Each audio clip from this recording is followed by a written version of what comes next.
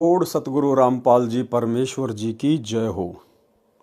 परमपिता परमात्मा सारी सृष्टि के रचनहार, कुल मालिक, असंख्य ब्रह्मांडों के स्वामी, जगत गुरु, तीनों लोकों में प्रवेश करके सबका भरण पोषण करने वाले राजाधिराज, आत्माधार, नाथों के नाथ, देवों के देव महादेव, सर्वेश्वर, महेश्वर, मृत्युंजय, अजरो अमर, आदि अनादि सनातनी प्रभु, जगत पिता जगदीश्वर, श्री श्री 1008 की उपाधि के वास्तविक अधिकारी, अकाल मूर्त सौद स्वरूपी राम वासुदेव, सर्वगतम ब्रह्म, परम पूज्य, प्रथम पूज्य, परम संत, परम पुरुष, परम धनी, परम दयालु, सत्य कबीर, हक्का कबीर, अल्लाह अकबर, बाखबर, अल्लाह ताला, जगत के तारणहार, जगत के मुक्तिदाता, जगत के जगन्नाथ, हारे के सहारे, हिंदुओं के राम, मुसलमानों के अल्लाह, सिखों के वाहिगुरु, ईसाइयों के मसीह, दया के सागर दया निधि, करुणा के सागर करुणा निधि, स्वयंभू परिभू, संकट मोचन, कष्ट हरण, मंगल करण, दुख भंजन, अविगत कबीर,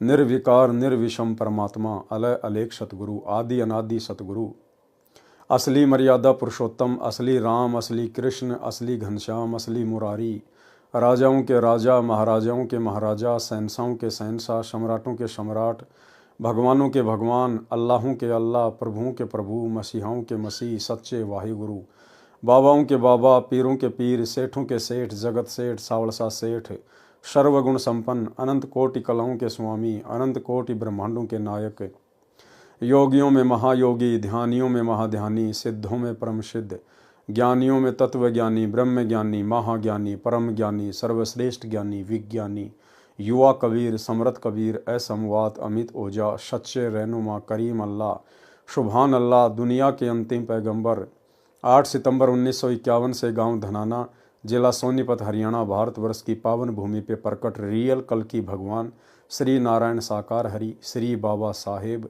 शब्द स्वरूपी राम, संत श्रोमणी सतगुरु रामपाल जी परमेश्वर जी के चरण कमल में साध संगति से जुड़े हुए देश विदेश से हम सभी सत्सेवक भाई बहनों का अनंत कोटि दंडवत प्रणाम।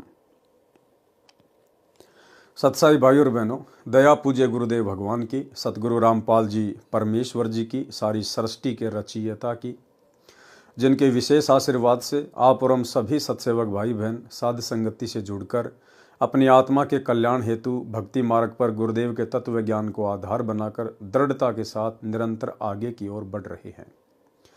भाई और बहनों, इस कलयुग की बिचली पीढ़ी में साध संगतियों का प्राप्त होना ये गुरुदेव भगवान की एक विशेष मेहर है। आप और हम सभी ने इस मेहर को इसी प्रकार से बनाकर रखना है।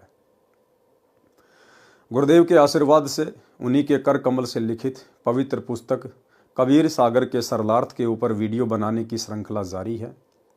इसी श्रृंखला में आज हमारा ये 45वें नंबर का वीडियो है। प्रत्येक वीडियो में गुरुदेव भगवान के आशीर्वाद से आप और हम कुछ न कुछ नया सीखते हैं। अभी जो 45 नंबर का वीडियो है ये सिख धर्म के प्रवर्तक आदरणीय नानक जी के ऊपर है। नानक जी का संक्षिप्त जीवन परिचय है। सिख समाज को आज तक नहीं पता है कि नानक जी के गुरु कौन थे। ये सारी बातें आज हमें गुरुदेव भगवान के आशीर्वाद से इस वीडियो से पता चलेंगी। आज की वीडियो में वैसे कुछ खास नहीं है, विशेष नहीं है। जिस प्रकार से हमने अन्य महापुरुषों की कथा सुनी है, जैसे अब्राहिम सुल्तान अधम की, लेकिन नानक जी के संक्षिप्त जीवन परिचय में केवल सामान्य बातें हैं और इन बातों को जो गुरुदेव ने अपने कर कमल से लिखी हैं, हम केवल इनको पढ़ेंगे। कुछ विशेष समझाने योग्य चीज़ इसमें नहीं है, लेकिन गुरुदेव के कर कमल से लिखित होने के कारण हम इसको पढ़ते चले जाएंगे। उससे भी हम ढेर सारे पुण्य के भागी बनते हैं। तो कबीर सागर का सरलार्थ पेज नंबर 400 से स्टार्ट है। नानक जी का संक्षिप्त यथार्थ परिचय। आदरणीय श्री नानक साहिब जी प्रभु कबीर, जो कि धानक रूप में काशी में आए थे, जुलाहा के साक्षी। श्री नानक देव का जन्म विक्रमी संवत 1526 सन 1469 कार्तिक शुक्ल पूर्णिमा को हिंदू परिवार में श्री कालू राम मेहता खत्री के घर पर माता श्रीमती तृप्ता देवी की पवित्र कोख गर्भ से पश्चिमी पाकिस्तान के जिला लाहौर के तलवंडी नामक गांव में हुआ। इन्होंने फारसी, पंजाबी, संस्कृत भाषा पढ़ी हुई थी।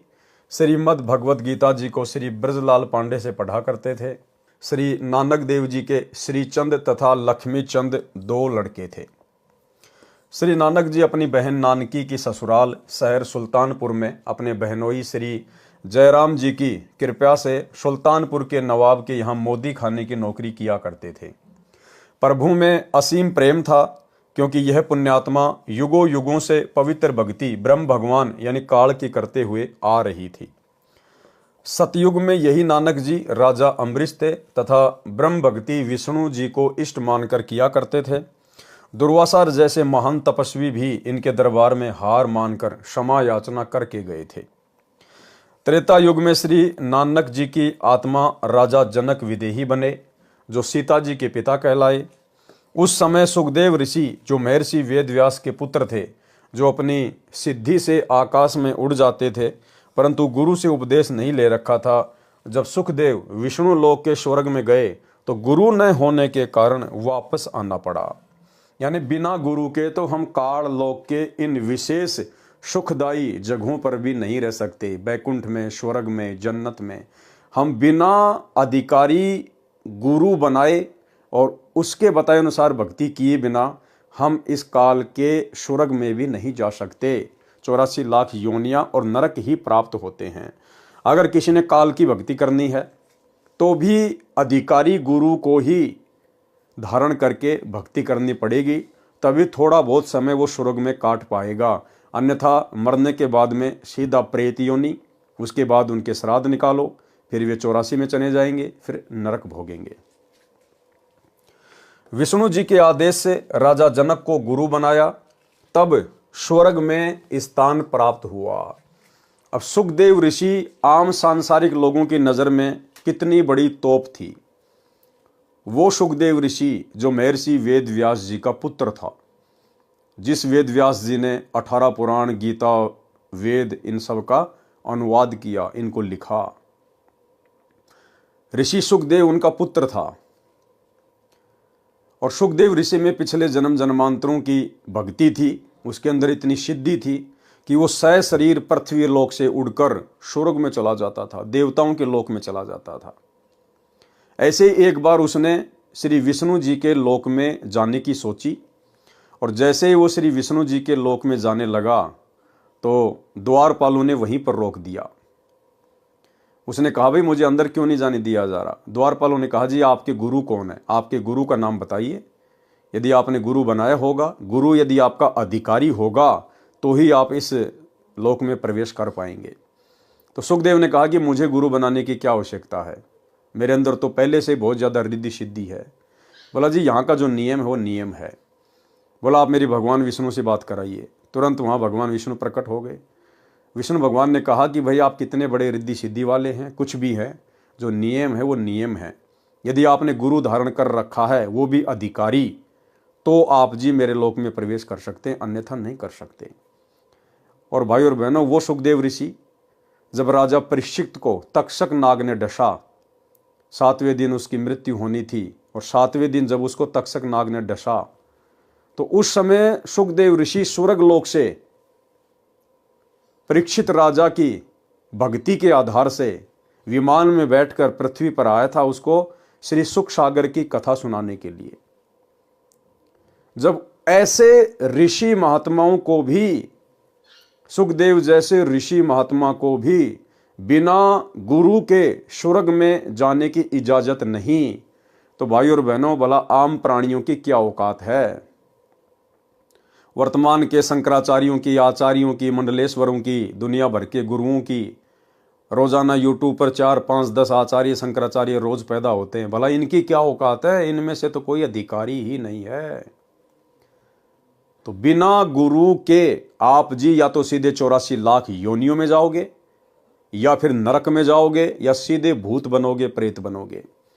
बिना गुरु के चाहे आप कितने ही बड़े पैसे वाले हैं, कितने बड़े सुपरस्टार हैं, आप चाहे 20 किलो सोना, 1 क्विंटल चांदी आप चाहे तिरुपति के बालाजी में दान कर दो, कितने बड़ा आप सोने का छत्र चढ़ा दो, कितने भंडारे कर दो, कुछ भी कर दो, यदि आपने अधिकारी गुरु बनाकर भक्ति नहीं की है तो आप जी सीधे नरक में जाएंगे। 84 लाख योनियों में, ये भक्ति का विधान है। फिर कलयुग में यही राजा जनक की आत्मा एक हिंदू परिवार में श्री कालूराम मेहता खत्री के घर पर उत्पन्न हुए तथा श्री नानक नाम रखा गया। नानक जी तथा परमेश्वर कबीर जी की ज्ञान चर्चा। बाबा नानक देव जी प्रातःकाल प्रतिदिन सुल्तानपुर के पास बह रही बेई दरिया में स्नान करने जाया करते थे तथा घंटों प्रभु चिंतन में बैठे रहते थे। एक दिन एक जिंदा फकीर बेई दरिया पर मिले तथा नानक जी से कहा कि आप बहुत अच्छे प्रभु भगत नजर आ रहे हो, कृपया मुझे भी भक्ति मार्ग बताने की कृपया करें। मैं बहुत भटक लिया हूं, मेरा संशय समाप्त नहीं हो पाया है। श्री नानक जी ने पूछा कि आप कहाँ से आए हो, आपका क्या नाम है, क्या आपने कोई गुरु धारण किया है? तब जिंदा फकीर का रूप धारण किए कबीर जी ने कहा, मेरा नाम कबीर है, बनारस काशी से आया हूँ, जुलाहे का काम करता हूँ। मैंने पंडित रामानंद स्वामी जी से उपदेश ले रखा है। श्री नानक जी ने बंदी छोड़ कबीर जी को एक जिज्ञासु जानकर भक्ति मार्ग बताना प्रारंभ किया। श्री नानक जी ने कहा, हे जिंदा, गीता में लिखा है कि एक ओम मंत्र का जाप करो। सतगुण श्री विष्णु जी जो श्री कृष्ण रूप में अवतरित हुए थे, वे ही पूर्ण परमात्मा हैं। स्वर्ग प्राप्ति का एकमात्र साधारण मार्ग है। गुरु के बिना मोक्ष नहीं। निराकार ब्रह्म की एक ओम मंत्र की साधना से स्वर्ग प्राप्ति होगी। जिंदा रूप में कबीर परमेश्वर जी ने कहा, गुरु किसे बनाऊं? कोई पूरा गुरु मिल ही नहीं रहा जो संशय समाप्त करके मन को भक्ति में लगा सके। स्वामी रामानंद जी मेरे गुरु हैं, परंतु उनसे मेरा संशय निवारण नहीं हो पाया। यहाँ पर कबीर परमेश्वर अपने आप को छुपाकर लीला करते हुए कह रहे हैं तथा साथ में यह उद्देश्य कि इस प्रकार श्री नानक जी को समझाया जा सकता है। श्री नानक जी ने कहा, मुझे गुरु बनाओ, आपका कल्याण निश्चित है। जिंदा महात्मा के रूप में कबीर परमेश्वर जी ने कहा कि मैं आपको गुरु धारण करता हूं, परंतु मेरे कुछ प्रश्न हैं, उनका आपसे समाधान चाहूंगा। श्री नानक जी बोले, पूछो। जिंदा महात्मा के रूप में कबीर परमेश्वर जी ने कहा, हे गुरु नानक जी, आपने बताया कि तीन लोक के प्रभु रजगुण ब्रह्मा, सतगुण विष्णु तथा तमगुण शिव जी हैं। त्रिगुण माया सृष्टि, स्थिति तथा संहार करती है। श्री कृष्ण जी ही श्री विष्णु रूप में स्वयं आए थे, जो सर्वेश्वर, अविनाशी, सर्व लोकों के धारण व पोषण करता है। ये सर्व के पूज्य हैं तथा सृष्टि रचनहार भी यही हैं। इनसे ऊपर कोई प्रभु नहीं है, इनके माता पिता नहीं है, ये तो अजन्मा है। श्री कृष्ण ने ही गीता ज्ञान दिया है। यह ज्ञान श्री नानक जी ने श्री ब्रजलाल पांडे से सुना था, जो उन्हें गीता जी पढ़ाया करते थे। परंतु गीता अध्याय 2 श्लोक 12, अध्याय 4 श्लोक 5 में गीता ज्ञानदाता ने कहा है कि अर्जुन, मैं तथा तू पहले भी थे तथा ये सर्व सैनिक भी थे, हम सब आगे भी उत्पन्न होंगे। मेरे तथा तेरे बहु जन्म हो चुके हैं, तू नहीं जानता, मैं जानता हूं। इससे तो सिद्ध है कि गीता ज्ञानदाता भी नाशवान है, अविनाशी नहीं है। गीता अध्याय 7 श्लोक 15 में गीता ज्ञानदाता प्रभु कह रहा है कि जो त्रिगुण माया, रजगुण ब्रह्मा जी, सतगुण विष्णु जी, तमगुण शिव जी, इन तीनों रजगुण ब्रह्मा, सतगुण विष्णु, तमगुण शिव जी को कहते हैं त्रिगुण माया। त्रिगुण माया के द्वारा मिलने वाले क्षणिक लाभ के कारण इन्हीं की पूजा करके अपना कल्याण मानते हैं। इनसे ऊपर किसी को शक्ति नहीं मानते, अर्थात जिनकी बुद्धि इन्हीं तीन भगवानों त्रिगुणी माया यानी ब्रह्मा विष्णु महेश तक सीमित है, वे राक्षस स्वभाव को धारण किए हुए मनुष्यों में नीच दूषित कर्म करने वाले मूर्ख मुझे भी नहीं पूजते। यानी गीता अध्याय नंबर 7 श्लोक नंबर 12 से 15 में जो गीता ज्ञानदाता है, जिसने गीता का ज्ञान दिया है, ब्रह्म ने, काल ने श्री कृष्ण जी के अंदर प्रेतवत प्रवेश करके, वो ब्रह्मा विष्णु महेश के बारे में कह रहा है कि जो व्यक्ति ब्रह्मा विष्णु महेश तक की पूजा करते हैं या इससे नीचे देवी देवताओं की पूजा करते हैं, उनको 4 गालियां दी गई है ब्रह्मा विष्णु महेश की पूजा करने वालों को। राक्षस स्वभाव को धारण किए हुए, राक्षस स्वभाव।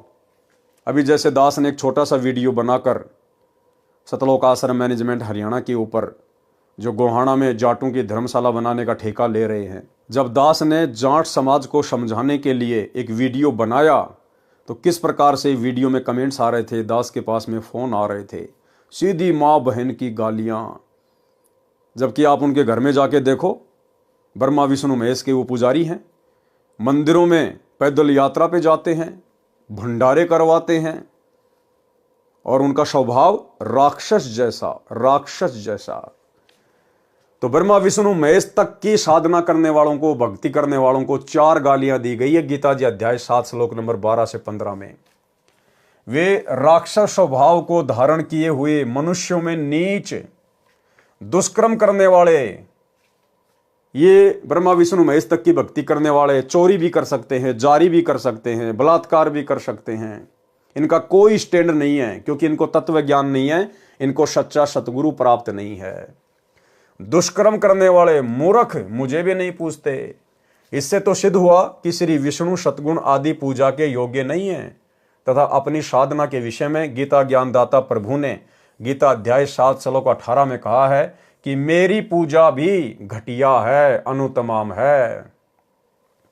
इसलिए गीता अध्याय 15 श्लोक 4, अध्याय 18 श्लोक 62 में कहा है कि उस परमेश्वर की शरण में जा जिसकी कृपा से ही तू परम शांति तथा सनातन परम धाम सतलोक चला जाएगा, जहां जाने के पश्चात साधक का जन्म मृत्यु का चक्कर सदा के लिए छूट जाएगा। वह साधक फिर लौटकर संसार में नहीं आता, अर्थात पूर्ण मोक्ष प्राप्त करता है।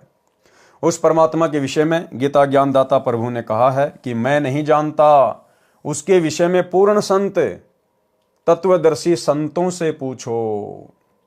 उसके विषय में पूर्ण ज्ञान तत्वदर्शी संतों से पूछो, यानी जिस भगवान ने गीता का ज्ञान दिया है अर्जुन को, उसने हाथ खड़े कर दिए कि सदा सदा के लिए मोक्ष प्राप्त करवाने वाले परमेश्वर के विषय में मुझे भी ज्ञान नहीं है, मुझे भी जानकारी नहीं है। हे अर्जुन, अगर तुझे उसकी जानकारी चाहिए तो किसी तत्वदर्शी संत की खोज कर। भाई और बहनों, अर्जुन का इतना बड़ा सौभाग्य नहीं था जो द्वापर युग में आए हुए करुणामय ऋषि के रूप में सतगुरु रामपाल जी परमेश्वर जी को, इस तत्वदर्शी संत को जान पाता, पहचान पाता। जबकि परमेश्वर ने पांडवों के यज्ञ में वो लीला की थी, उस लीला को देखकर 5 पांडवों को पैर पकड़ लेने चाहिए थे। लेकिन भाई और बहनों, कहते हैं सकल पदार्थ है जग माही, कर्महीन नर पावत नहीं। 5 पांडव वो कर्महीन थे, उनको परमात्मा प्राप्ति नहीं हो सकती थी उस समय। वे तो काल की बंदिश में थे, काल के बंधन में, काल के द्वारा धरती पर भेजे गए थे वो महाभारत का युद्ध करवाने के लिए। आप और हमारा सौभाग्य है कि आप और हमने तो उस तत्वदर्शी संत को, परमेश्वर को ढूंढने की भी जरूरत नहीं पड़ी, क्योंकि ये परमात्मा ढूंढने से नहीं मिलता। जितना ढूंढोगे उतना तुमसे आगे आगे चलेगा। इस परमेश्वर की जिसके ऊपर रजा होती है, ये उसी को अपनी पहचान करवाता है। और वर्तमान में धरती पर प्रकट होने के बावजूद 90% इन्हीं की संगत जो सतलोक आश्रमों से जुड़ी हुई है, आज भी इन्हें नहीं पहचान पा रही, आज भी इन्हें नहीं जान पा रही। आज भी वो लाखों की संगत जो सतलोक आश्रमों से जुड़ी है, परमेश्वर केवल एक कागज के टुकड़े को मानती है। कबीर जी की समझे जाने वाली दाढ़ी मूछ वाली मुर्दा फोटो को मानती है, और हर साल जून के महीने में उसको भगवान मानकर, कबीर मानकर कबीर प्रकट दिवस मनाती है। और जिंदा कबीर सतगुरु रामपाल जी को केवल अपना गुरु मानती है। और 8 सितंबर के दिन इन आश्रमों में इनका जन्मदिन मनाती है, अवतरण दिवस के नाम पर।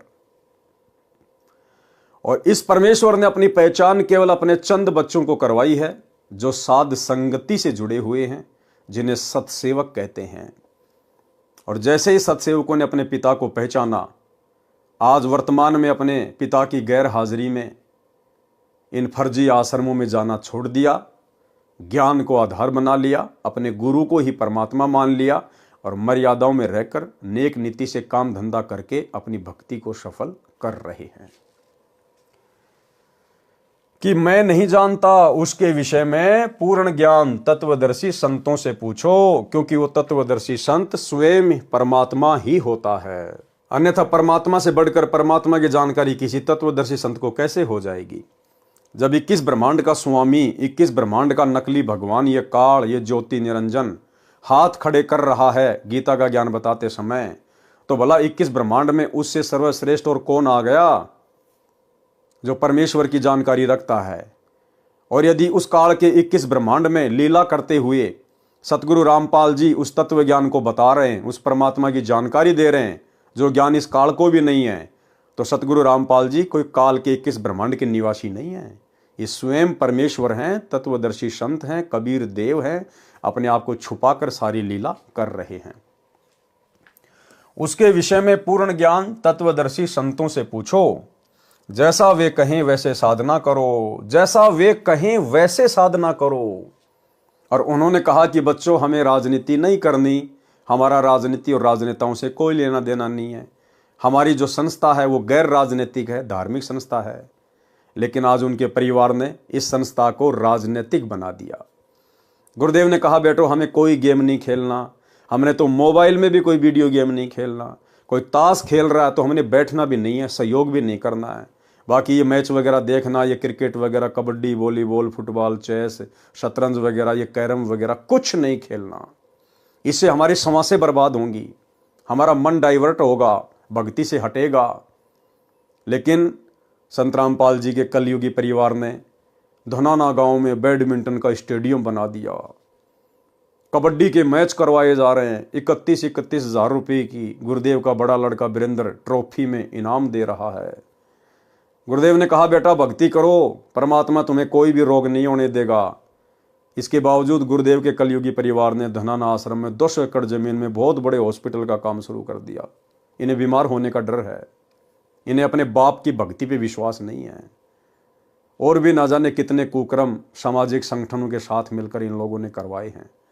तो भाई और बहनों, सत्सेवकों पर विशेष रजा हुई है गुरुदेव भगवान की, ज्ञान की और उनकी पहचान की।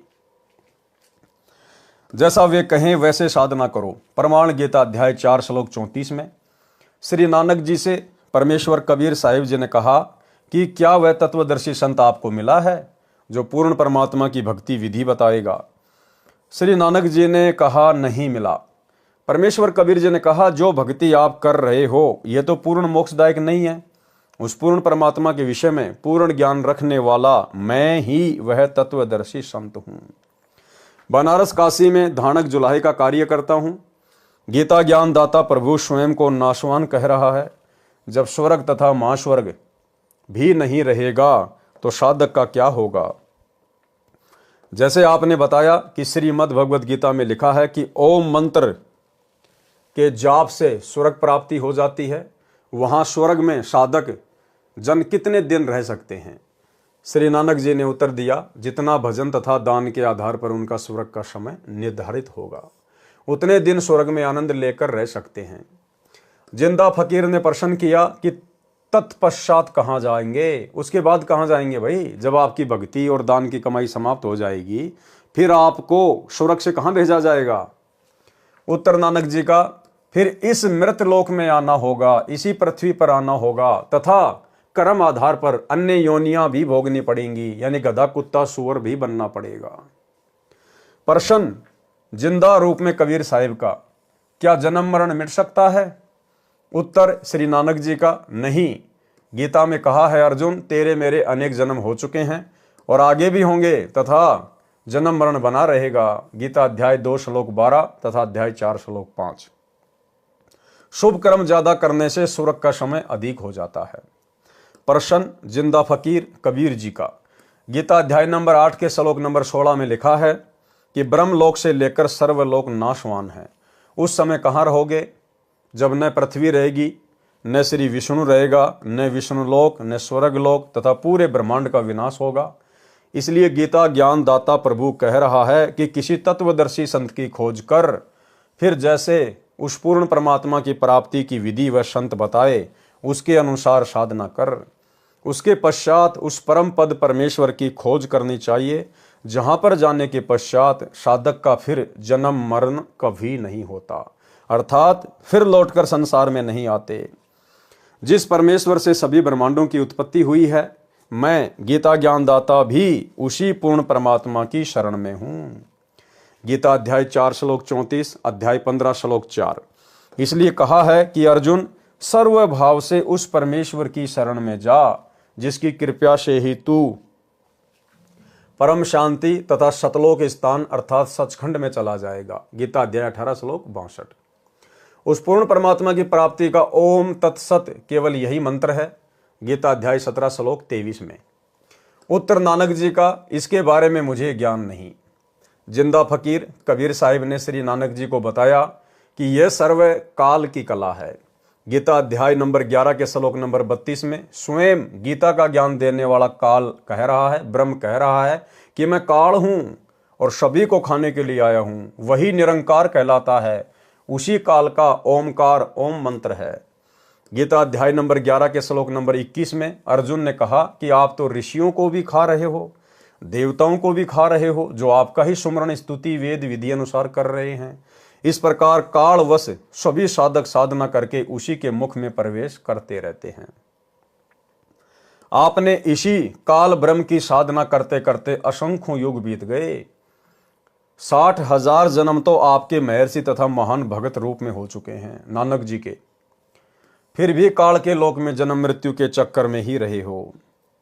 सर्वसृष्टि रचना सुनाई तथा श्री ब्रह्मा रजगुण, श्री विष्णु सतगुण तथा श्री शिव तमगुण की स्तुति बताई। श्री देवी महापुराण 3रा स्कंद page number 123 Gita Press Gorakhpur से प्रकाशित मोटा टाइप। इसमें स्वयं विष्णु जी ने कहा है कि मैं विष्णु तथा ब्रह्मा व शिव तो नाशवान है, अविनाशी नहीं है। हमारा तो आविर्भाव यानी जन्म तथा तिरोभाव यानी मृत्यु होता है। आप दुर्गा अष्टंगी हमारी माता हो। दुर्गा ने बताया कि ब्रह्म ज्योति निरंजन आपका पिता है। श्री शंकर जी ने स्वीकार किया कि मैं तमोगुणी लीला करने वाला शंकर भी आपका ही पुत्र हूं तथा ब्रह्मा भी आपका बेटा है। परमेश्वर कबीर जी ने कहा कि हे नानक जी, आप इन्हें अविनाशी अजन्मा, इनके कोई माता पिता नहीं है, आदि उपमा दे रहे हो। यह दोष आपका नहीं है, यह दोष दोनों धर्मों हिंदू तथा मुसलमान के ज्ञानहीन गुरुओं का है, जो अपने अपने धर्म के सदग्रंथों को ठीक से न समझकर अपनी अपनी अटकल से दंत कथा यानी लोकवेद सुना सुनाकर वास्तविक भक्ति मार्ग के विपरीत शास्त्र विधि रहित मनमाना आचरण अर्थात पूजा का ज्ञान दे रहे हैं।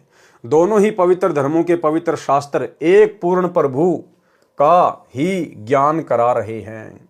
कुरान शरीफ में सूरत फुरकानी 25 आयत नंबर 52 से 59 में भी मुझ कबीर का वर्णन है।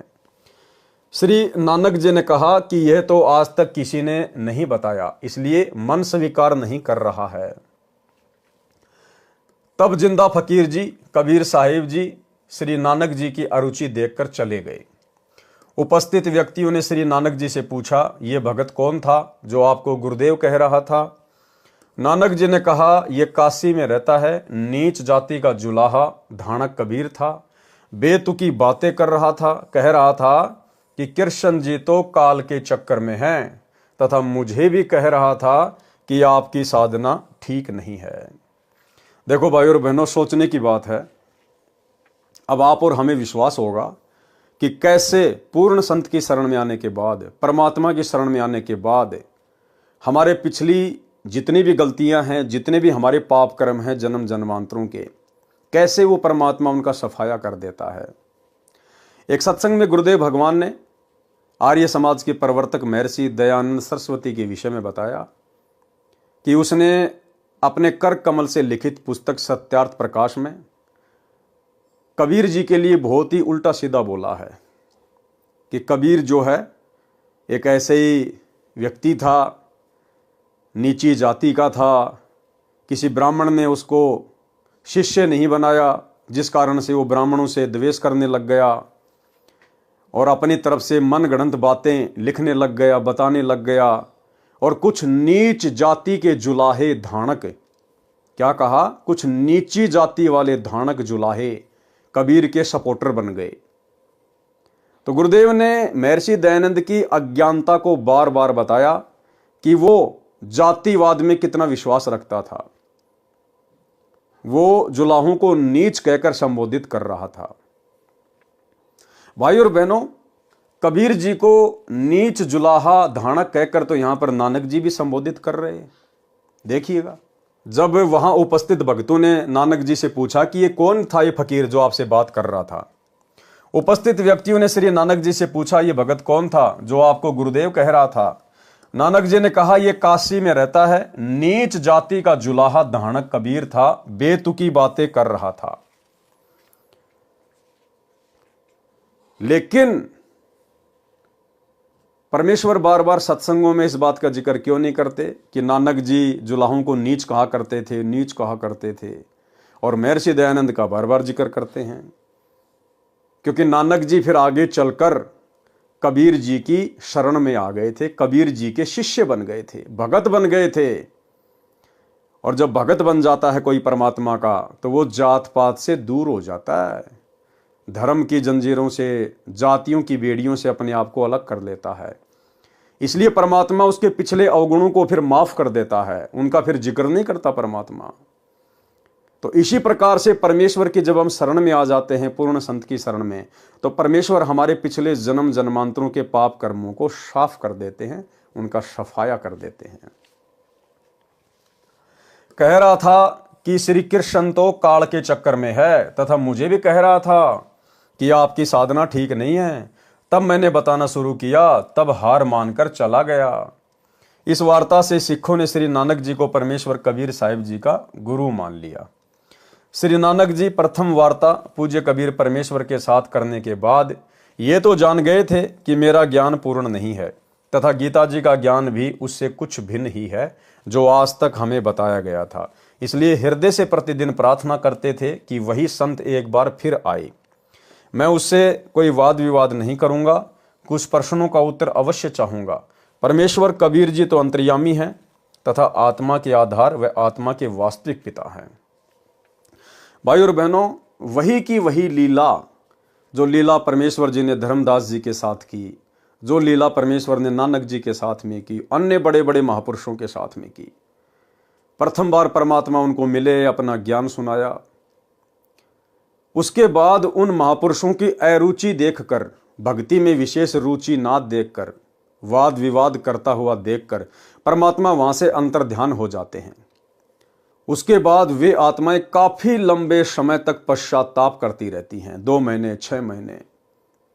उनके अंदर विशेष वो तड़प पैदा करता है परमात्मा। जैसे धर्मदास जी ने, जब परमेश्वर उनको 6 महीने तक नहीं मिले, दर्शन नहीं दिए, तो धर्मदास जी ने संकल्प कर लिया कि मैं कुछ भी नहीं खाऊंगा, कुछ भी नहीं पीऊंगा, अगर परमेश्वर नहीं आए तो मैं भूखा ही मरूंगा। तो परमेश्वर फिर उस आत्मा की रुचि देखकर फिर वापस प्रकट हुए। तो इसी प्रकार नानक जी पहले तो परमात्मा के साथ वाद विवाद करते रहे, मालिक अंतर ध्यान हो गए, चले गए।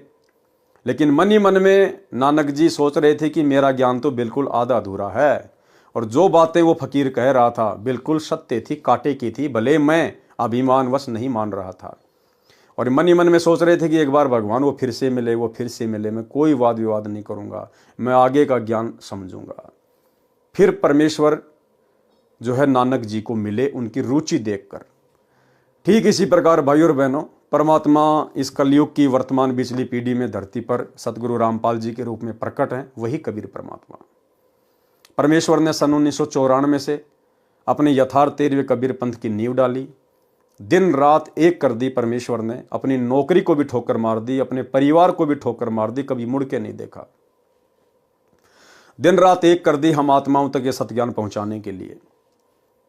उसके बाद भाइयों और बहनों, जब कई लाखों की संख्या में परमेश्वर के भगत हो गए गुरुदेव के, और जब परमेश्वर ने देखा कि ये तो एक प्रकार से अज्ञानियों का टोल इकट्ठा हो रहा है, ये सत्संगों पर विशेष विवेचन नहीं करते, इन सत्संगों के माध्यम से मैं जो इनकी आंखें खोलना चाहता हूं, इनकी बुद्धि खोलना चाहता हूं, गुरु रूप में आए हुए कबीर परमेश्वर की पहचान करवाना चाहता हूं, ये लोग समझ नहीं रहे, बकवादों से पीछे हट नहीं रहे। तो परमेश्वर आप और हम सबसे नाराज हो गए, नाराज हमारी भक्ति में अरुचि देखकर कि ये तो भक्ति को हल्के में ले रहे हैं, गुरु को हल्के में ले रहे हैं। ऐसा निर्मल ज्ञान दे दिया जो धरती पर आज तक किसी ने नहीं दिया, उसके बाद भी ये पहचान नहीं पा रहे।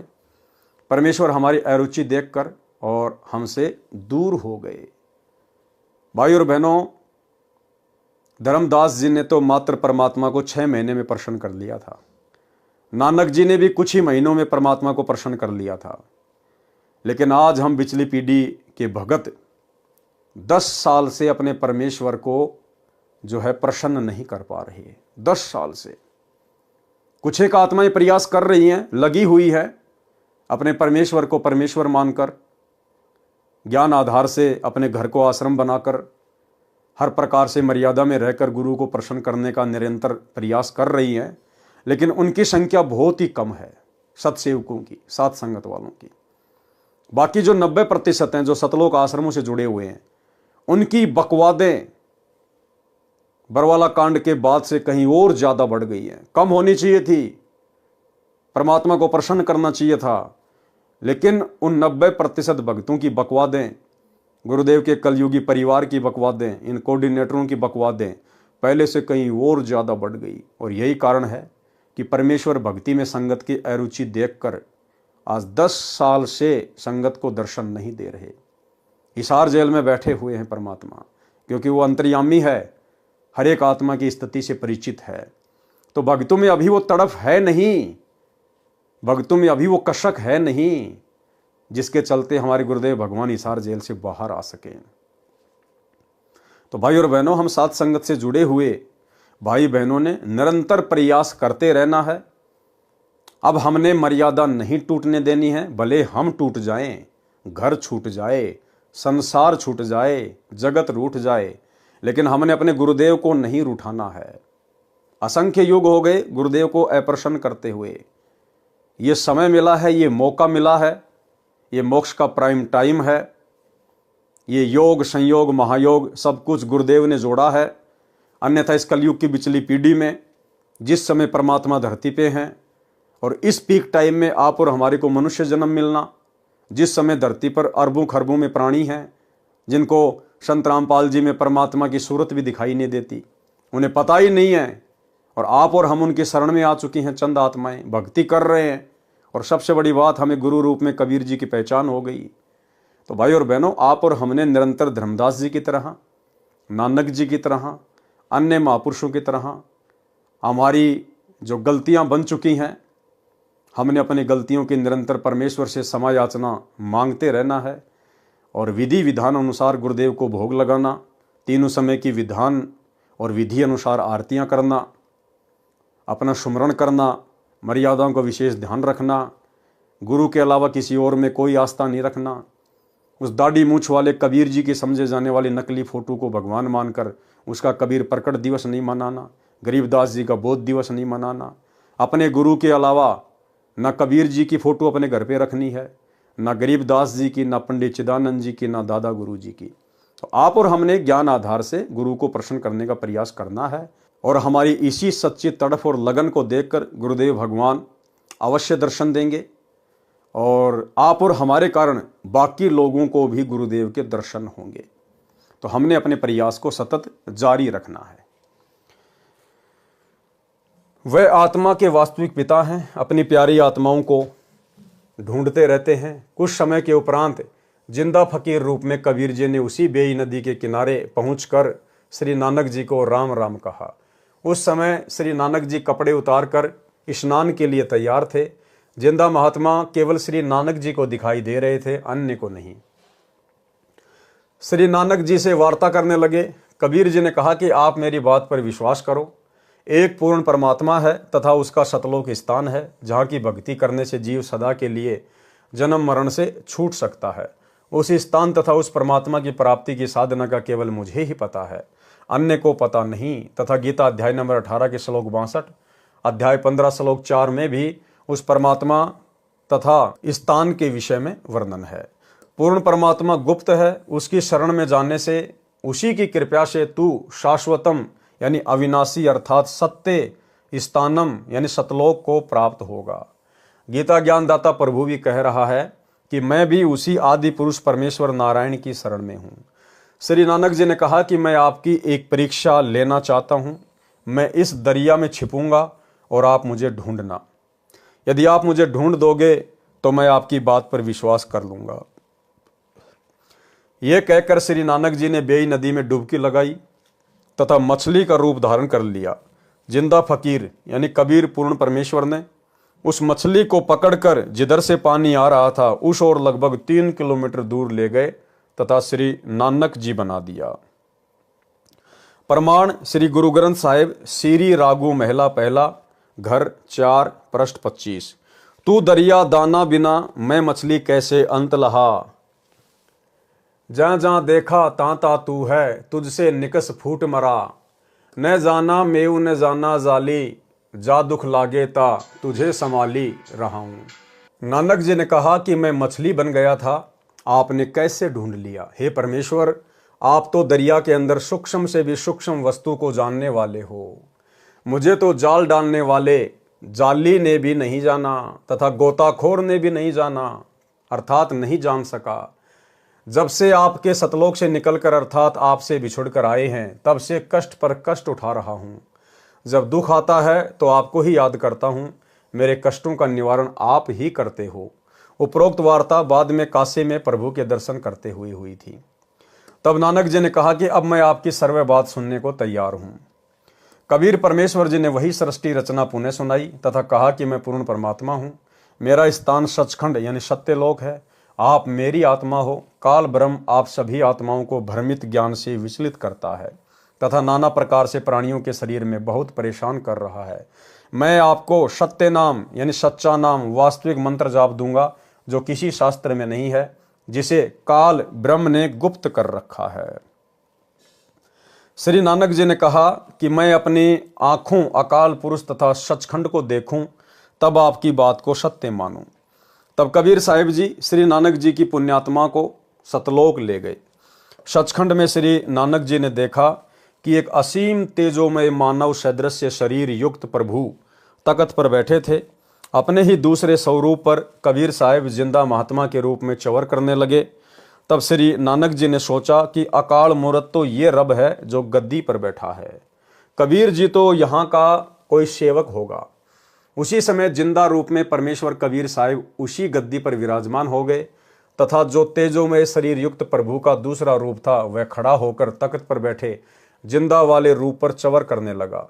फिर वह तेजोमय रूप नीचे से गए जिंदा कबीर के रूप में समा गया तथा गद्दी पर अकेले कबीर परमेश्वर जिंदा रूप में बैठे थे और चवर अपने आप डुरने लगा। तब नानक जी ने कहा कि वाहे गुरु, सत्य नाम से प्राप्ति तेरी। इस प्रक्रिया में 3 दिन लग गए। नानक जी की आत्मा को साहिब कबीर जी ने वापस शरीर में प्रवेश कर दिया। तीसरे दिन श्री नानक जी होश में आए। उधर श्री जयराम जी ने, जो श्री नानक जी का बहनोई था, श्री नानक जी को दरिया में डूबा जानकर दूर तक गोताखोरों से तथा जाल डलवाकर खोज करवाई, परंतु कोशिश निष्फल रही और मान लिया कि श्री नानक जी दरिया के अथाह वेग में बहकर मिट्टी के नीचे दब गए। तीसरे दिन जब नानक जी उसी नदी के किनारे सुबह सुबह दिखाई दिए तो बहुत व्यक्ति एकत्रित हो गए। बहन नानकी तथा बहनोई श्री जयराम भी दौड़े गए। खुशी का ठिकाना नहीं रहा तथा घर ले आए। अब भाई और बहनों, जो वापस आया था तीसरे दिन, वो नानक नहीं था। वो नानक का शरीर जरूर था, लेकिन स्वयं कबीर परमात्मा थे। उसके बाद में जो भी लीलाएं हुई, जितने भी चमत्कार हुए, वो कबीर परमेश्वर जी ने किए। अन्यथा कबीर परमेश्वर के भक्ति मार्ग में उनका भगत कभी भी अपनी सिद्धियां नहीं दिखा सकता, कभी भी चमत्कार नहीं दिखा सकता। इससे तो भक्ति बर्बाद होगी। तो बाद में जो भी चमत्कार हुए सतलोक से वापस आने के बाद, वो नानक जी के रूप में कबीर परमात्मा सतगुरु रामपाल जी ने किए। बहन नानकी तथा बहनोई श्री जयराम भी दौड़े गए। खुशी का ठिकाना नहीं रहा तथा घर ले आए। श्री नानक जी अपनी नौकरी पर चले गए। मोदी खाने का दरवाजा खोल दिया तथा कहा, जिसको जितना चाहिए ले जाओ। पूरा खजाना लुटाकर शमशान घाट पर बैठ गए। जब नवाब को पता चला कि श्री नानक खजाना समाप्त करके शमशान घाट पर बैठा है, तब नवाब ने श्री जयराम की उपस्थिति में खजाने का हिसाब करवाया तो 760 रुपये अधिक मिले। नवाब ने क्षमा याचना की तथा कहा कि नानक जी, आप 708 रुपये जो आपके सरकार की ओर से अधिक हैं ले लो तथा फिर नौकरी पर आ जाओ। तब श्री नानक जी ने कहा कि अब सच्ची सरकार की नौकरी करूंगा, उस पूर्ण परमात्मा के आदेश अनुसार अपना जीवन सफल करूंगा। वह पूर्ण परमात्मा है जो मुझे बेई नदी पर मिला था। नवाब ने पूछा, वह पूर्ण परमात्मा कहाँ रहता है तथा ये आदेश आपको कब हुआ? श्री नानक जी ने कहा कि वह सचखंड में रहता है। बेई नदी के किनारे से मुझे स्वयं आकर वही पूर्ण परमात्मा सचखंड यानी सतलोक लेकर गया था। वह इस पृथ्वी पर भी आकार में आया हुआ है, उसकी खोज करके अपना आत्म कल्याण कराऊंगा। उस दिन के बाद श्री नानक जी घर त्याग कर पूर्ण परमात्मा की खोज पृथ्वी पर करने के लिए चल पड़े। श्री नानक जी सतनाम तथा वाही गुरु की रटना लगाते हुए बनारस पहुंचे। इसलिए अब पवित्र सिख समाज के श्रद्धालु केवल सत्य नाम श्री वाही गुरु कहते रहते हैं। सतनाम क्या है तथा वाही गुरु कौन है यह मालूम नहीं है, जबकि सत्य नाम सच्चा नाम गुरु ग्रंथ साहिब में लिखा है जो अन्य मंत्र हैं। जैसा कि कबीर साहिब ने बताया था कि मैं बनारस काशी में रहता हूँ, धानक जुलाहे का कार्य करता हूँ। मेरे गुरुजी काशी में सर्व प्रसिद्ध पंडित रामानंद जी हैं। इस बात को आधार रखकर श्री नानक जी ने संसार से उदास होकर पहली उदासी यात्रा बनारस काशी के लिए प्रारंभ की। प्रमाण के लिए देखें जीवन 10 गुरु साहिब, लेखक सोडी तेजा सिंह जी, प्रकाशक चतर सिंह, जीवन सिंह, प्रश्न नंबर 50 पर। परमेश्वर कबीर साहिब जी स्वामी रामानंद जी के आश्रम में प्रतिदिन जाया करते थे। जिस दिन श्री नानक जी ने काशी पहुंचना था उससे पहले दिन कबीर साहिब ने अपने पूज्य गुरुदेव रामानंद जी से कहा कि स्वामी जी कल मैं आश्रम में नहीं आ पाऊंगा क्योंकि कपड़ा बुनने का कार्य अधिक है। कल सारा दिन लगकर कार्य निपटा कर फिर आपके दर्शन करने आऊँगा। काशी बनारस में जाकर श्री नानक जी ने पूछा कोई रामानंद जी महाराज है। सब ने कहा कि वे आज के दिन सर्व ज्ञान संपन्न ऋषि हैं, उनका आश्रम पंचगंगा घाट के पास है। श्री नानक जी ने श्री रामानंद जी से वार्ता की तथा सचखंड का वर्णन शुरू किया। तब श्री रामानंद स्वामी ने कहा ये पहले मुझे किसी शास्त्र में नहीं मिला, परंतु अब मैं आंखों देख चुका हूँ, क्योंकि वही परमेश्वर स्वयं कबीर नाम से आया हुआ है तथा मर्यादा बनाए रखने के लिए मुझे गुरु कहता है। परंतु मेरे लिए प्राण प्रिय प्रभु है। पूर्ण विवरण चाहिए तो मेरे व्यावहारिक शिष्य परंतु वास्तविक गुरु कबीर से पूछो, वही आपकी शंका का निवारण कर सकता है। श्री नानक जी ने पूछा कि कहाँ है परमेश्वर स्वरूप कबीर साहिब जी, मुझे शीघ्र मिलवा दो। तब श्री रामानंद जी ने एक सेवक को श्री नानक जी के साथ कबीर साहिब जी की झोपड़ी पर भेजा। उस सेवक से भी सचखंड के विषय में वार्ता करते हुए श्री नानक जी चले तो उस कबीर साहिब के सेवक ने भी सचखंड व सृष्टि रचना जो परमेश्वर कबीर साहिब जी से सुन रखी थी सुनाई। तब श्री नानक जी ने आश्चर्य किया कि मेरे से तो कबीर साहिब के चाकर अर्थात सेवक भी अधिक ज्ञान रखते हैं। इसलिए गुरु ग्रंथ साहिब पर 721 पर अपनी अमृतवाणी महिला में श्री नानक जी ने कहा है कि हक्का कबीर करीम तू बेऐब परवरदिगार, नानक बुगोयद जुनो तूरा तेरे चाकरा पखाक। जिसका भावार्थ है कि हे कबीर परमेश्वर जी, मैं नानक कह रहा हूं कि मेरा उद्धार हो गया, मैं तो आपके सेवकों के चरणों की धूल तुल्य हूं। गुरु ग्रंथ साहिब के पृष्ठ 731 पर कहा है कि नीच जाति परदेसी मेरा, खिन आवे तिल जावे, जाकी संगत नानक रहंदा क्यों कर मोंडा पावे। जब नानक जी ने देखा ये धानक जुलाहा वही परमेश्वर है जिसके दर्शन सतलोक सचखंड में किए तथा बेई नदी पर हुए थे, वहां ये जिंदा महात्मा के वेश में थे, यहाँ धानक जुलाहे के वेश में है। ये स्थान अनुसार अपना वेश बदल लेते हैं, परंतु चेहरा तो वही है, चेहरा तो आज भी वही है। भेष ये परमात्मा देश काल और परिस्थिति के अनुसार बदल लेता है, लेकिन चेहरा वही है, सतलोक ये चेहरा। वही मोहिनी सूरत जो सचखंड में भी विराजमान था, वही करतार आज धानक रूप में बैठा है। श्री नानक जी की खुशी का ठिकाना नहीं रहा, आंखों में आंसू भर गए। तब श्री नानक जी अपने सच्चे स्वामी अकाल मूर्ति को पाकर चरणों में गिरकर सत्य नाम सच्चा नाम प्राप्त किया। तब शांति पाई तथा अपने प्रभु की महिमा देश विदेश में गाई। पहले श्री नानक देव जी एक ओमकार यानी ओम मंत्र का जाप करते थे तथा उसी को सत मानकर कहा करते थे, एक ओमकार। उन्हें बेई नदी पर कबीर साहिब ने दर्शन देकर सतलोक सचखंड दिखाया तथा अपने सत्य पुरुष रूप को दिखाया। तब सतनाम का जाप दिया तथा नानक जी का काल लोक से मुक्ति हुई। नानक जी ने कहा है कि इसी का प्रमाण गुरु ग्रंथ साहिब के राग सीरी महिला 1 प्रश्न नंबर 24 पर शब्द नंबर 29। एक सुवान दुई सुवानी नाल बलके भोके सदा बियाल, कुड़ छुरा मुठा मुर्दहार धानक रूप रहा करतार। मैं पति की पंदी न करनी की कार, ऊँ बिगड़े रूप रहे विकराल। तेरा एक नाम तारे संसार, मैं एहो आस एहो आधार। मुख निंदा आखा दिन रात, पर गर जो ही नीच मनाती। काम क्रोध तन वसै चंडाल, धानक रूप रहा करतार। भाई सूरत मलोकी वेश, ऊ ठगवाड़ा ठगी देश। खरा सियाणा बहुता बहार, धानक रूप रहा करतार। मैं किता न जाता हराम खोर, ऊहू किया मुँह देसा दुष्ट चोर। नानक नीच कहे विचार, धानक रूप रहा करतार। दूसरा प्रमाण नीचे प्रमाण है जिसमें कबीर परमेश्वर का नाम स्पष्ट लिखा है। श्री गुरु ग्रंथ साहिब प्रश्न नंबर 721 राग तिलंग महला पहला में है। और अधिक प्रमाण के लिए प्रस्तुत है राग तिलंग महला first Punjabi Guru Granth Sahib page number 721। यक अर्ज गुप्तम पेश तो दर गोश कौन करतार, हक्का कबीर करीम तू बे ए परवरदिगार। दुनिया मुकामे फानी तहकीक दिलदानी, ममसर मोई अजराइल गिरफ्त दिल हेच नदानी। जन पीसर पदर बिरादरा कस नेस्त दस्तगीर, आखिर बैफ्तम कस नदारद चूं शब्द तकबीर। शबरोज गस्तम दर हवा करदेम बदी ख्याल, गाहे न नेकी कार करदम मम ई चीनी अहवाल। बदबख्त हम चू बखील गाफिल बेनजर बेकाब, नानक बोगोयद तनु जूरा तेरे चाकरा पाखाक। सरलार्थ आगे परमेश्वर ने इनका विस्तार से किया है। सरलार्थ यहाँ पर केवल हिंदी अनुवाद। हे शब्द स्वरूपी राम अर्थात शब्द से सर्व सृष्टि रचनहार दयाल सत्य कबीर, आप निर्विकार परमात्मा हैं। आपके समक्ष एक हृदय से विनती है कि ये पूरी तरह जान लिया है हे महबूब, ये संसार रूपी ठिकाना नासवान है। हे दाता, इस जीव के मरने पर अजराइल नामक यमदूत बेरहमी से पकड़कर ले जाता है।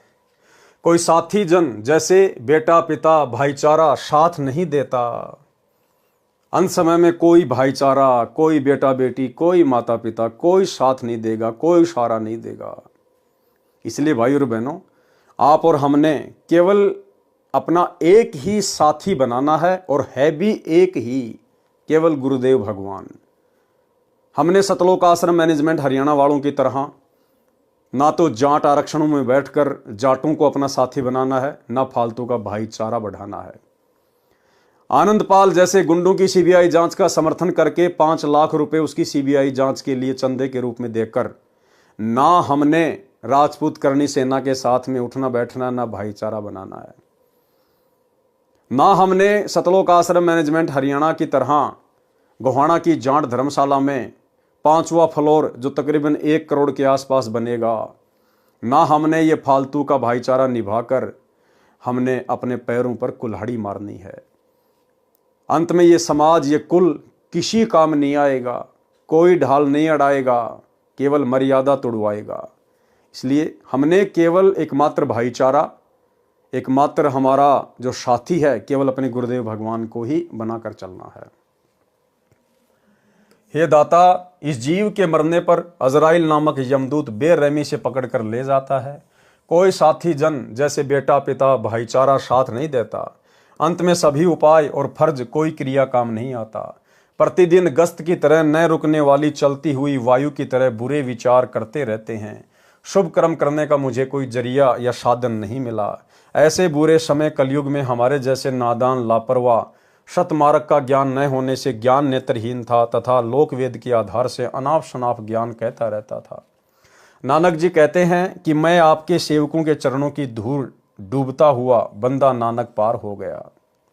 भावार्थ, श्री गुरु नानक साहिब जी कह रहे हैं कि हे हक्का कबीर, सत कबीर, आपसे मेरी एक अर्ज है कि मैं तो सत्य ज्ञान वाली नजर रहित तथा आपके सतज्ञान के सामने तो निरुत्तर अर्थात जुबान रहित हो गया हूँ। हे कुल मालिक, मैं तो आपके दासों के चरणों की धूल हूँ, मुझे शरण में रखना। इसके पश्चात जब श्री नानक जी को पूर्ण विश्वास हो गया कि पूर्ण परमात्मा तो गीता ज्ञानदाता प्रभु से अन्य ही है, वही पूजा के योग्य है, पूर्ण परमात्मा की भक्ति तथा ज्ञान के विषय में गीता ज्ञानदाता प्रभु भी अनभिज्ञ है। परमेश्वर स्वयं ही तत्वदर्शी संत रूप से प्रकट होकर तत्व ज्ञान को जन जन को सुनाता है। क्या कह रहे हैं? परमेश्वर, कौन परमेश्वर? कबीर जी। परमेश्वर स्वयं ही यानी खुद ही तत्वदर्शी संत रूप से प्रकट होकर तत्व ज्ञान को जन जन को सुनाते हैं। आज तत्वदर्शी संत के रूप में प्रकट होकर जन जन को ये ज्ञान फिर कौन सुना रहे हैं? वही कबीर परमात्मा, यानी हमारे गुरुदेव स्वयं कबीर परमेश्वर हैं। परमेश्वर स्वयं ही तत्वदर्शी संत रूप से प्रकट होकर तत्व ज्ञान को जन जन को सुनाता है। जिस ज्ञान को वेद भी नहीं जानते, वह तत्व ज्ञान केवल पूर्ण परमेश्वर सत्य पुरुष ही स्वयं आकर ज्ञान करवाता है। श्री नानक जी का जन्म पवित्र हिंदू धर्म में होने के कारण पवित्र गीता जी के ज्ञान पर पूर्ण रूपेण आश्रित थे। फिर स्वयं प्रत्येक हिंदू श्रद्धालु तथा ब्राह्मण गुरुओं आचार्यों से गीता जी के 7 श्लोकों के विषय में पूछते थे। सर्व गुरुजन निरुत्तर हो जाते थे, परंतु श्री नानक जी के विरोधी हो जाते थे। उस समय शिक्षा का भाव था। उन झूठे गुरुओं की दाल गलती रही। गुरुजन जनता को ये कहकर श्री नानक जी के विरुद्ध भड़काते थे कि श्री नानक झूठ कह रहा है। गीता में ऐसा कहीं नहीं लिखा है कि श्री कृष्ण जी के ऊपर कोई शक्ति है।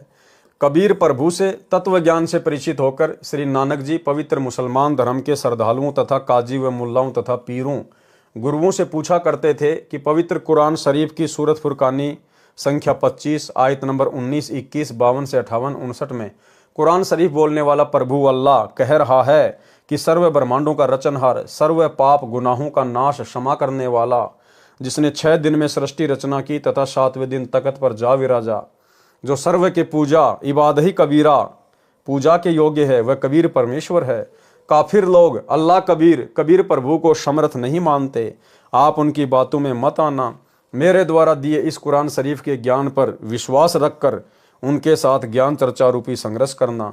उस अल्लाहु अकबीर अर्थात अल्लाहु अकबर कबीर प्रभु की भक्ति तथा प्राप्ति के विषय में मैं कुरान शरीफ ज्ञान का ज्ञानदाता प्रभु नहीं जानता। उसके विषय में किसी तत्वदर्शी संत बाखबर से पूछो। पवित्र मुसलमान धर्म के मार्गदर्शकों से पूछा कि यह स्पष्ट है कि श्री कुरान शरीफ के ज्ञानदाता प्रभु, जिसे हजरत मोहम्मद जी अपना अल्लाह मानते थे, के अतिरिक्त कोई और समर्थ परमेश्वर है जिसने सारे संसार की रचना की है, वही पूजा के योग्य है। कुरान शरीफ का ज्ञानदाता प्रभु अपनी साधना के विषय में तो बता चुका है कि 5 समय नमाज करो, रोजे रखो, बंग दो। फिर वही प्रभु किसी अन्य समर्थ प्रभु की पूजा के लिए कह रहा है। क्या वह बाखबर तत्वदर्शी संत आप किसी को मिला है? यदि मिला हो तो ये साधना नहीं करते, इसलिए आपकी पूजा वास्तविक नहीं है, क्योंकि पूजा के योग्य पूर्ण मोक्षदायक पाप विनाशक तो केवल कबीर नामक प्रभु है। आप प्रभु को निराकार कहते हो। कुरान शरीफ में सूरत फुरकानी संख्या 25 आयत नंबर 58 से 59 में स्पष्ट किया है कि कबीर अल्लाह कबीर प्रभु ने 6 दिन में सृष्टि रची तथा ऊपर तख्त पर जा बैठा। इससे तो स्पष्ट हुआ कि कबीर नामक अल्लाह साकार है, क्योंकि निराकार के विषय में एक स्थान पर बैठना नहीं कहा जाता। इसी की पुष्टि पवित्र बाइबल उत्पत्ति विषय में कहा है कि प्रभु ने 6 दिन में सृष्टि की रचना की तथा 7वें दिन विश्राम किया, अर्थात आकाश में जा बैठा तथा प्रभु ने मनुष्य को अपने स्वरूप के अनुसार उत्पन्न किया। इससे भी स्वयं सिद्ध है कि परमात्मा का शरीर भी मनुष्य जैसा है, अर्थात प्रभु साकार है। आपकी कुरान शरीफ सही है, परंतु आप न समझकर अपना तथा अपने अनुयायियों का जीवन व्यर्थ कर रहे हो। आओ आपको अल्लाह कबीर सशरीर दिखाता हूँ। बहुत से श्रद्धालु श्री नानक जी के साथ पूज्य कबीर परमेश्वर की झोपड़ी के पास गए। श्री नानक जी ने कहा कि यही है वह अल्लाहु अकबर, मान जाओ मेरी बात। परंतु भ्रमित ज्ञान में रंगे श्रद्धालुओं को विश्वास नहीं हुआ। भाई और बहनों, 650 साल पहले का वो समय, ना कोई शास्त्र था, ना कोई पढ़े लिखे लोग थे। भला एक काशी में आए हुए जुलाहा का कार्य करने वाले कबीर जी को कैसे अल्लाह मान लेते? सोचिए, वर्तमान में तो सब कुछ है, विज्ञान है, टेक्नोलॉजी है, तत्व ज्ञान दे दिया परमात्मा ने, हर प्रकार के धर्म ग्रंथों का सभी भाषाओं में अनुवाद करवा दिया, सोशल मीडिया, टीवी, इंटरनेट, सौ प्रमाण, सौ सुख दे रहे हैं गुरुदेव भगवान। और हम सत्सेवक भाई बहन दिन रात चिल्ला रहे हैं, दुनिया को समझा रहे हैं कि ये दुनिया जिस कल की भगवान को सोशल मीडिया पर ढूंढ रही है, यूट्यूब पर ढूंढ रही है, भविष्य वक्ता कह चुके हैं वो कल की आ चुका है, प्रकट हो चुका है, अपना कार्य गुप्त रूप में कर रहा है। समय आने पर बहुत जल्दी वो सबके सामने प्रकट होगा, पूरी विश्व पर राज करेगा। इस कलयुग में सतयुग जैसा माहौल हो जाएगा। और हम दिन रात चिल्ला रहे हैं कि वो कल की भगवान स्वयं सतगुरु रामपाल जी हैं। सत्संग तो सुनो। वो दुनिया वाले भला कैसे मानेंगे? 650 साल पहले भला वो लोग कैसे मान जाते, जब वर्तमान में इतना सब कुछ होने के बाद और उस कल की भगवान की शरण में आने के बाद सतलोक आश्रमों से जुड़े हुए 90% भगत भाई बहन भी अपने गुरु को कबीर नहीं मान रहे। तो भाई और बहनों, 650 साल पहले भला वो मुसलमान भाई नानक जी के साथ जाकर और कबीर जी को एक टूटी फूटी झोपड़ी में फटे पुराने कपड़े पहनकर जुलाहे का काम करता हुआ देखकर भला उसको अल्लाह कैसे मान लेते, जब आज सब कुछ क्लियर करने के बाद हमारे खुद के भगत भाई बहन जो सतलोक आश्रमों से जुड़े हुए हैं, वे खुद अपने गुरु को कबीर नहीं मान रहे, अल्लाह नहीं मान रहे, अपने गुरु के रहते सहते और एक कागज के टुकड़े को अल्लाह मान रहे हैं, कबीर मान रहे हैं। और जून के महीने में उसका कबीर प्रकट दिवस मनाते हैं, उस कागज की नकली मुर्दा फोटो का। तो बताओ 650 साल पहले भला गुरु रूप में आए हुए कबीर जी को कौन परमात्मा मान लेता। परंतु भ्रमित ज्ञान में रंगे श्रद्धालुओं को विश्वास नहीं हुआ। मुल्ला, काजी तथा पीरों ने कहा कि नानक जी झूठ बोल रहे हैं, कुरान शरीफ में उपरोक्त विवरण कहीं नहीं लिखा, क्योंकि सर्व समाज अशिक्षित था, वही अज्ञान अंधेरा अभी तक छाया रहा। अब तत्व ज्ञान रूपी सूर्य उदय हो चुका है। गुरु ग्रंथ साहिब राग अशावरी महला 1 के कुछ अंश। साहिब मेरा एको है भाई एको है, आपे रूप करे बहुबाती, नानक बपूड़ा एव कहे, जो तिन किया सो सचू थिया, अमृत नाम सतगुरु दिया, गुरु पूरे ते गति मति पाई, बूढ़त जगु देखिया तऊ डरी भागे, सती गुरु राखे ते बड़ भागे, नानक गुरु की चरणों लागे, मैं गुरु पूछिया अपना साचा बिचारी राम। आगे पेज नंबर है गुरु ग्रंथ साहिब में कहां लिखा हुआ है। उपरोक्त अमृतवाणी में श्री नानक साहिब जी स्वयं स्वीकार कर रहे हैं कि साहिब एक ही है तथा मेरे गुरुजी ने मुझे उपदेश नाम मंत्र दिया, वही नाना रूप धारण कर लेता है।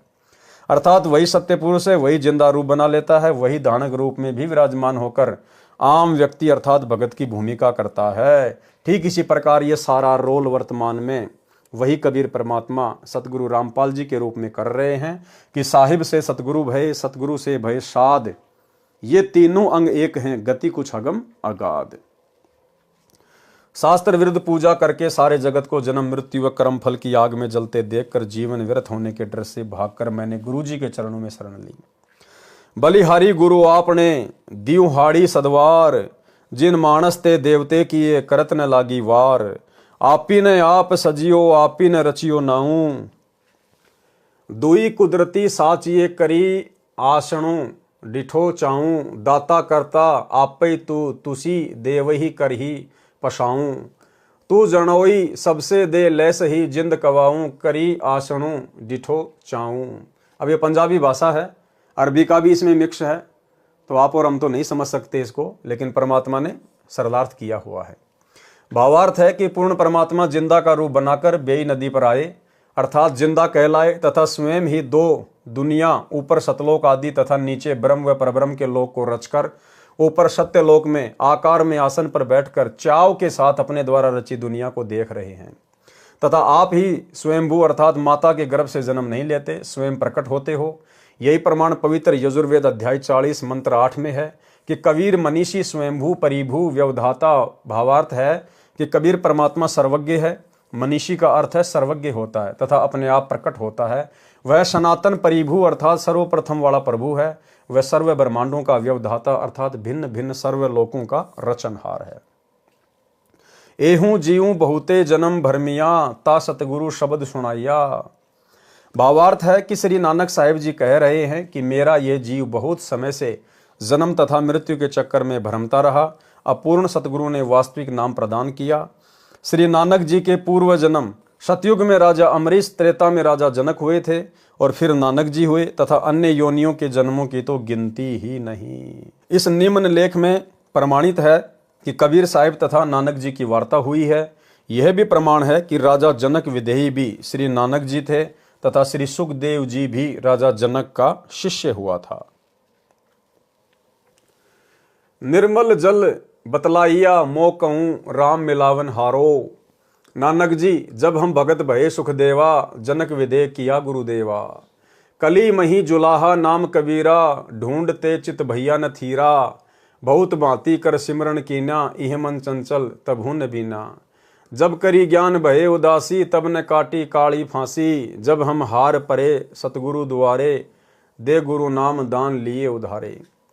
कबीर जी, सतगुरु पुरुष सतगुरु पाइया, सती नाम ले हृदय बसाइया। जात कमीणा जुलाहा अपराधी, गुरु कृपया ते भक्ति समाधि।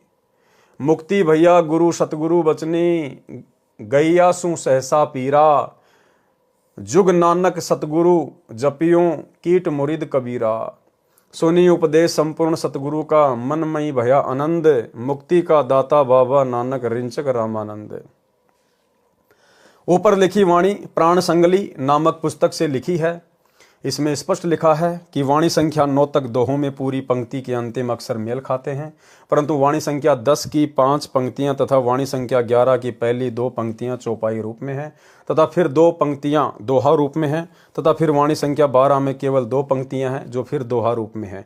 इससे सिद्ध है कि वास्तविक वाणी को निकाला गया है, जो वाणी कबीर साहिब जी के विषय में श्री नानक जी ने सतगुरु रूप में स्वीकार किया होगा। नहीं तो दोहों में चलती आ रही वाणी फिर चौपाइयों में नहीं लिखी जाती, फिर बाद में दोहों में लिखी है। ये सब जानबूझकर प्रमाण मिटाने के लिए किया है। वाणी संख्या 10 की पहली पंक्ति, जब हम भक्त भये सुखदेवा, जनक विदेही किया गुरुदेवा, स्पष्ट करती है कि श्री नानक जी कह रहे हैं कि मैं जनक रूप में था, उस समय मेरा शिष्य भगत श्री सुखदेव ऋषि हुए थे। इस वाणी संख्या 10 को नानक जी की ओर से कहीं मानी जानी चाहिए। तो स्पष्ट है कि नानक जी कह रहे हैं कि मैं हार कर गुरु कबीर के चरणों में गिर गया, उन्होंने नामदान देकर उद्धार किया। वास्तव में यह 10 नंबर वाणी कहीं अन्य वाणी से है। यह पंक्ति भी परमेश्वर कबीर साहिब जी की ओर से वार्ता में लिख दिया, क्योंकि परमेश्वर कबीर साहिब जी ने अपनी शक्ति से श्री नानक जी को पिछले जन्म की चेतना प्रदान की थी। अब बताओ भाई और बहनों, ध्यान देना शब्दों पे, क्योंकि परमेश्वर कबीर साहिब जी ने अपनी शक्ति से नानक जी को पिछले जन्म की चेतना प्रदान की थी। कबीर जी ने अपनी शक्ति से, अपने आशीर्वाद से नानक जी को उसके पिछले जन्म दिखाए कि सतयुग में तू राजा अमरीश था, त्रेता में राजा जनक था। अपनी शक्ति से, नानक के अंदर इतनी शक्ति नहीं थी। फिर भला भाई और बहनों, सचखंड से वापस आने के बाद यदि वो नानक वाली आत्मा होती तो ये अनगिनत दुनिया भर के चमत्कार भला वो कैसे कर सकती थी।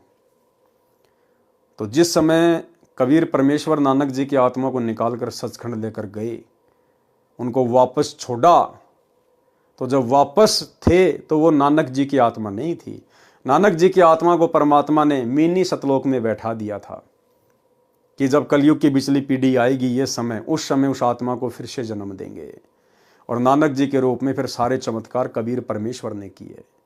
अन्यथा अगर नानक जी में इतनी शक्ति होती, नानक जी ने अगर सारे चमत्कार किए थे, तो फिर अपने पिछले जन्म क्यों नहीं देख पाया? क्यों कबीर परमात्मा ने आशीर्वाद दिया, तब जाकर अपने पिछले जन्म दिखाई दिए। जबकि बाद में तो नानक जी ने ना जाने कितने लोगों को उनके पिछले जन्म दिखाए हैं। प्रहलाद और ध्रुव, पता नहीं ऊपर के लोगों की उन्होंने यात्रा की है। अगर वो नानक जी होते तो उनके पास में वो शक्ति नहीं थी, और ना इस भक्ति में एक भगत को इस प्रकार से चमत्कार या सिद्धियां दिखाने की कोई छूट है। तो नानक जी के रूप में खुद कबीर परमात्मा सतगुरु रामपाल जी ने सारी लीला की थी, क्योंकि परमेश्वर कबीर साहिब जी ने अपनी शक्ति से श्री नानक जी को पिछले जन्म की चेतना प्रदान की थी। तब नानक जी ने स्वीकार किया था कि वास्तव में मैं जनक था तथा उस समय सुखदेव मेरा भक्त हुआ था। अब ध्यान रखना भाई और बहनों, ये बातें केवल आपको साध संगति में ही सुनने को मिलेंगी। ना तो सिख समाज इस बात को स्वीकार करेगा, ना सतलोक आश्रमों से जुड़े हुए हमारे भाई बहन, ना गुरुदेव का परिवार। उनकी नजरों में तो नानक जी सतलोक गए, लेकिन ये गूढ़ ज्ञान परमेश्वर ने साध संगतियों के माध्यम से ही खुलवाना है, क्योंकि मोक्ष का टाइम तो अब है। भाई नानक जी कब हुए? कबीर जी के समकालीन हुए। कबीर जी के सेवक थे, काशी में जाके उन्होंने सतनाम लिया, कबीर जी के भगत थे। तो विचार करो भाई और बहनों, परमात्मा तो कहते हैं 64 के 64 लाख फैल हो गए। थोड़ा बहुत यदि कोई बचे थे तो कौन बचे थे? अर्जुन सरजुन। भाई जबकि नानक जी तो अर्जुन सरजुन से भी बड़े भगत थे, तो क्या नानक जी भी फेल हो गए थे क्या उस समय? नानक जी परीक्षा में फेल नहीं हुए, क्योंकि वो परीक्षा तो नानक रूप में खुद कबीर परमात्मा ही दे रहे थे उस समय। नानक जी को तो उसी समय परमात्मा ने इस मिनी सतलोक में बैठा दिया था जब उनको बेई नदी से लेकर गए। अन्यथा क्या नानक जी अगर वो आत्मा भी होती तो क्या अर्जुन सरजुन से भी कमजोर थी क्या? तो इसलिए भाई और बहनों, नानक जी को परमात्मा ने मिनी सतलोक में बैठा दिया और वर्तमान समय में उस आत्मा को परमेश्वर ने जन्म देना है या दे दिया होगा, ये गुरुदेव भगवान जाने। वाणी संख्या 11 में 4 पंक्तियां हैं, जबकि वाणी संख्या 10 में 5 पंक्तियां लिखी हैं। वास्तव में प्रथम पंक्ति जब हम भगत भये सुखदेवा वाली में अन्य 3 पंक्तियां थी, जिनमें कबीर परमेश्वर को श्री नानक जी ने गुरु स्वीकार किया होगा, उन्हें जानबूझकर निकाला गया लगता है। अब ये तो परमेश्वर हैं सतगुरु रामपाल जी, तो इनसे क्या छुपा हुआ, तभी तो सारी बातें बता रहे हैं। वाणी संख्या 1 व 2 में 6-6 पंक्तियां हैं, वाणी संख्या 3 व 4 में 4-4 पंक्तियां हैं, वाणी संख्या 5 व 6 में 3-3 पंक्तियां हैं, वाणी संख्या 7 में 4 पंक्तियां हैं, वाणी संख्या 8 में 3 पंक्तियां हैं, वाणी संख्या 9 में 2 पंक्तियां हैं, वाणी संख्या 10 में 5 पंक्तियां हैं, वाणी संख्या 11 में 4 पंक्तियां हैं तथा वाणी संख्या 12 में 2 पंक्तियां हैं। यदि ये वाणी पूरी होती तो सर्व वाणियों कलियों में एक जैसी वाणी संख्या होती। श्री नानक जी ने दोनों की वार्ता जो प्रभु कबीर जी से हुई थी लिखी थी, परंतु बाद में प्राण संगली तथा गुरु ग्रंथ साहिब में उन वाणियों को छोड़ दिया गया जो कबीर परमेश्वर जी को श्री गुरु मुख देखे सांच संभाले बिन सांचे जग कांचा, दधय धर्म धरे धर्मा पूरी गुण करी मन धीरा। गुरु ग्रंथ साहिब में एक ही पंक्ति है, ये पंक्ति अधूरी छोड़ रखी है। प्रत्येक पंक्ति में अंतिम अक्षर 2 एक जैसे हैं, जैसे ऊपर लिखी वाणी में ज्योति, फिर दूसरी में मोती, फिर सांचा, दूसरी में कांचा। यहाँ पर धीरा अंतिम अक्षर वाली एक ही पंक्ति है। इसमें साहिब कबीर का नाम प्रत्यक्ष था, जो कि मन वश होकर ग्रंथ की छपाई करते समय निकाल दी गई। गुरु ग्रंथ साहिब की छपाई करते समय, उसको छपवाते समय सिख समाज के लोगों ने जहाँ पर कबीर नाम लिखा हुआ था उसको हटवा दिया कि ये कबीर तो जुलाहा था, ये तो नीच था, ये तो धानक था, ये सोचकर कि ये नानक के गुरु कैसे हो सकते हैं। सिख समाज के लोगों ने उस वाणी को हटवा दिया। तो अंतर्यामी परमात्मा बता रहे हैं सारी बात है। इसमें साहिब कबीर का नाम प्रत्यक्ष था, जो कि मनवश होकर ग्रंथ की छपाई करते समय निकाल दी गई। छपाकारों ने काटा होगा, संत कभी ऐसी गलती नहीं करते, क्योंकि कबीर साहिब जुलाहा जाति में माने जाते हैं, जो उस समय अछूत मानी जाती थी। कहीं गुरु नानक जी का अपमान न हो जाए कि एक जुलाहा नानक जी का पूज्य गुरु व भगवान था। फिर प्रमाण है राग बसंत महला पहला, पौड़ी नंबर 3, आदि ग्रंथ पंजाबी, प्रश्न नंबर 1188। नानक हवमो शब्द जलाइया, सतगुरु साचे दरस दिखाइया। इस वाणी से भी अति स्पष्ट है कि नानक जी कह रहे हैं कि सत्य नाम सत्य शब्द से विकार अभिमान जल गया तथा मुझे सच्चे सतगुरु ने दर्शन दिए, अर्थात मेरे गुरुदेव के दर्शन हुए। स्पष्ट है कि नानक जी को कोई सतगुरु आकार रूप में अवश्य मिला था।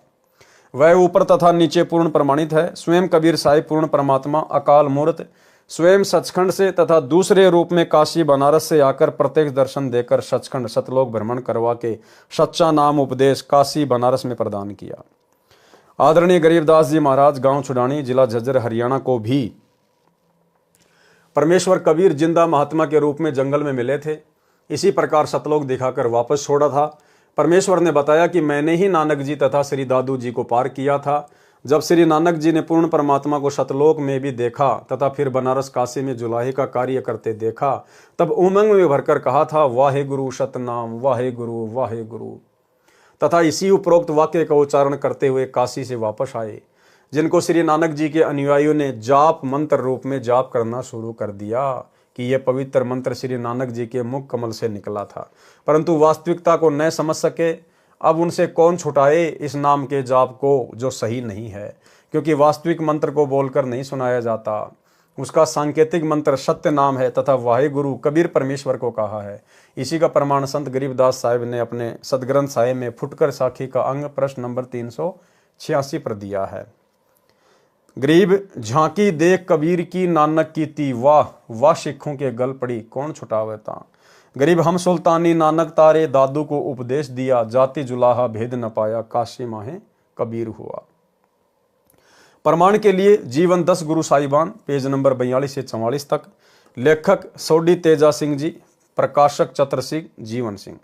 बेई नदी में प्रवेश। तो भाई और बहनों, आज के वीडियो में हम केवल इतना ही लेंगे, क्योंकि नानक जी का जो संक्षिप्त जीवन परिचय है वो परमेश्वर जी ने हमें कई बार सुना रखा है और नानक जी ने कोई ज़्यादा बहसबाजी वगैरह अपने परमेश्वर के साथ में नहीं की थी। सीधे सीधे तौर पर वे परमेश्वर के ज्ञान को मान चुके थे, अपनी भक्ति में लग गए थे, उनके प्रचार प्रसार में लग चुके थे। वैसे तो बहुत लंबा चौड़ा उनका जीवन रहा, बहुत उन्होंने चमत्कार किए, जिसके ऊपर अगर 1000 पृष्ठ की पुस्तक बना दी जाए तो भी थोड़ी है। सिख भाइयों के पास तो ऑलरेडी भाई बाल्य वाली जन्म साखी ये सब उपलब्ध है, लेकिन उन सब बातों से हमारे को कोई विशेष मतलब नहीं है। तो गुरुदेव भगवान ने संक्षिप्त रूप में श्री नानक जी का जीवन परिचय यहाँ पर अपने कर कमल से कबीर सागर के सरलार्थ में लिखा है। इसके ऊपर एक वीडियो और बनेगा जो कि कल रात्रि 8 बजे का वीडियो होगा, वो भी इसी प्रकार से नानक जी के जीवन के ऊपर ही होगा। उसके बाद फिर जो अगला वीडियो होगा वो हम भगत भाई बहनों के विशेष मतलब का होगा, और बहुत सारी बातें आगे के तीसरे नंबर के वीडियो में आप और हमें जानने और सुनने को मिलेंगी। तो आज के वीडियो में केवल इतना ही। गुरुदेव भगवान हम सबको आज्ञा दें, इजाज़त दें, आशीर्वाद दें। बंदी छोड़ सतगुरु रामपाल जी भगवान की जय हो।